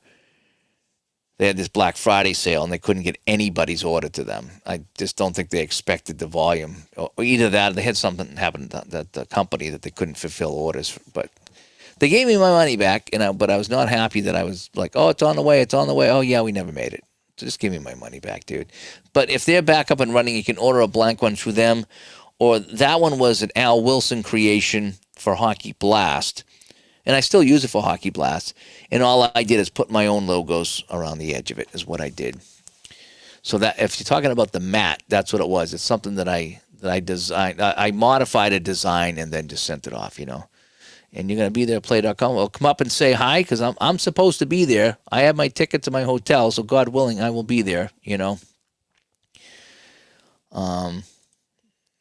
It's your time. You embrace it. Yes, yep, that's what we got to do. That's what we got to do. Cold snap. Maybe you can sit down with me and we can play that a little bit too. You can kind of show me how that works. And what else here in the chat? And Chris loves cold snap in second season. I like the second season. The Canadian football is just kind of weird to me because of just the whole how they handle the kicks and stuff, and it's 3 downs. It is kind of strange, And Waterfield says, I've embraced solo play because people in my age group are just not interested in cards and dice sports games that I found. I found that too in my area. I've showed a couple of people, and one person was completely uninterested, and I'm not surprised because this person likes to travel and stuff, so he's not a homebody, so he's not someone who's going to be sitting down and playing something like this at the house. But he did play a game of Strat Hockey with me. Again, my brother's not interested in the stuff at all. The few people that I know that are into sports were mildly interested in it, but I get a lot of people that are video games only. And again, I don't have a lot of people that I hang out with locally that I show this stuff with. So, so I know Michael Silva's close to me, so I'm going to hopefully hook up with him. Maybe we'll get together with Michael Canistrari, maybe, because we're all somewhat close. Maybe we could just meet up and, do dinner some night and play some games or something like that. Have like a mini con, if you will. But I do like to play alone, and I don't have any people in the area, Although I did see, if you can believe it, I did see someone about a half hour from me getting rid of a whole bunch of APA stuff, and I sent him a message and said, "You still got it? I'll pick it up right now." I think it was baseball, but it might be the oldest season. But so I was like, I didn't know anybody in Massachusetts, played APA, Yeah, I mean, if you're playing APA football by yourself, the master game really doesn't come into play. There is a couple of things as far as, if you want to block a kick, there's a rule on that as far as blocking kicks. It does factor in, the rules come with something that talks about the free kick, when you make the fair catch and you can take the free kick from there. There's rules on that I don't think are in the basic game. But the basic game is fine by itself. Let's just say you don't need the master. It doesn't gain you a ton over the basic game, except if you're playing head-to-head. So if you're playing solo, you probably don't need the master game. I think, like I said, I like it to add those 2 extra plays. Excuse me. And there's a couple little things that I used for the punt. If you rush the punter, there's a segment for that. The free kick is in there. And there's a couple of other little things in there, but a lot of it is guessing the runner. And if you guess it correctly, then you subtract a couple of rows. So I'm not a big fan on that. I have the sumo wrestling game. Joe sent it to me after we had him on the show. I haven't played it yet because I don't know anything about sumo wrestling, but I thought it was interesting. And you have anxiety. I do too. I have anxiety when I drive too. I've learned though, I just kind of scaled it back. Like when I drove to Connecticut, it was only a couple of hours. I just kind of just took it easy, put on a podcast or something on YouTube I could listen to, and I just chilled out all the way. And I've tried to drive a lot less fast and just kind of take it easy. It's just, but yeah, I thought about a train too. Train's another way to go. Or you find someone that wants to go with you and you have them do the driving. That's another way to do it, and you kind of split, whatever, the hotel or something like that. And we played D&D. Yeah, we played D&D. You were the youngest guy at D2D, is that what you're saying? Yeah, I think you were, actually. But that's all right. And, you're going to be in Denver? All right, Mark, look me up, and we'll sit down with some cold snap. I don't think I'm bringing anything to Denver. Sadly, I think I'm packing light. I mean, I might throw. I thought about throwing Fuse, the bomb game, in my bag, but I really do want to pack light. I just kind of want to show up and just not have to worry about things like I brought too much to Connecticut, so I'm kind of shell shocked with all that. So I just want to show up and I get my presentation. I want to play some other people's games, and I just want to sit down with some other people and play. And I don't want to worry about breaking anything else. So I kind of want to be a guest, is what I'm saying. I want to be a guest at one of these things, and then after that, I'll have an idea because I haven't flown in forever, so I don't want to be tracking down, my valuable games, on the carousel, things like that. I'm just going to throw a bunch of shirts in there, and hopefully I can fit everything on the plane with me. So I'm probably not going to bring any games at all. And so I imagine there'll be a ton of games there. And but yes, I would love to sit down and do that cold snap with you. And Waterfield says, he's in my 30s. Friends would be interested, prefer the video games. Yep. Yeah, and I hear that. I hear that. And I was that way. I was that guy for a long time. CFL is a great game to watch. It is fun. It's got a lot of crazy rules. Yeah, Vinny said it's wild. Did you see the one when they throw it to the receiver and he like kicks it like a yard and falls on it and they get a first down for that because the punter can recover the ball, so that's like a strategy in the game? It's kind of weird, All right, so Carolina went up 2-0, so I'm going to go up and check that out, see if Florida can come back.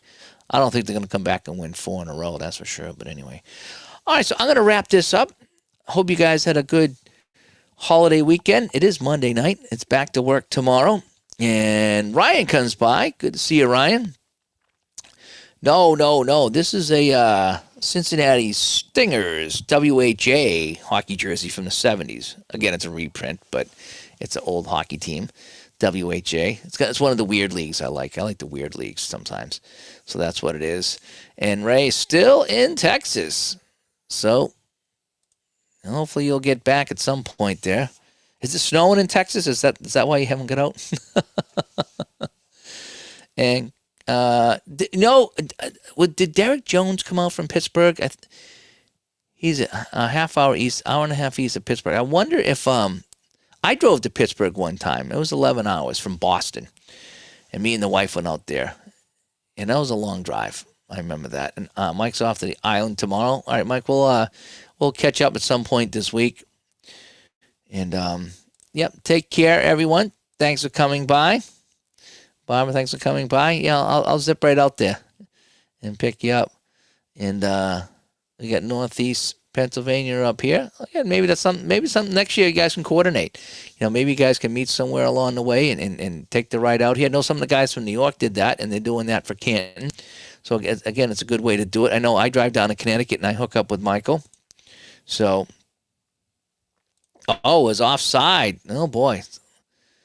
All right, took the goal away. So we're gonna have to check that out. We're gonna check that out. So, Barbara's in Pennsylvania. She was gonna come out.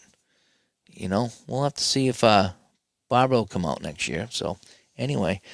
All right, folks, I'm going to sign off here. I just want to say happy gaming to everyone, and it's the hobby continues to grow. So many new games, so many games I'm finding, and I can't wait to sit down with some people in Colorado and Canton again and learn games and show games, and that's what it's all about. So we shall talk to everybody later. Hopefully I'll see you later on this week. I have a regular work week, so I won't be on as much as I used to be or was when I had time off. So we'll have to see how that goes. But I definitely want to get some more things back here on the channel as I recover from the convention and just some time off and crazy boat rides and all that fun stuff. So, all right, I'm Dave. We'll talk to you all later.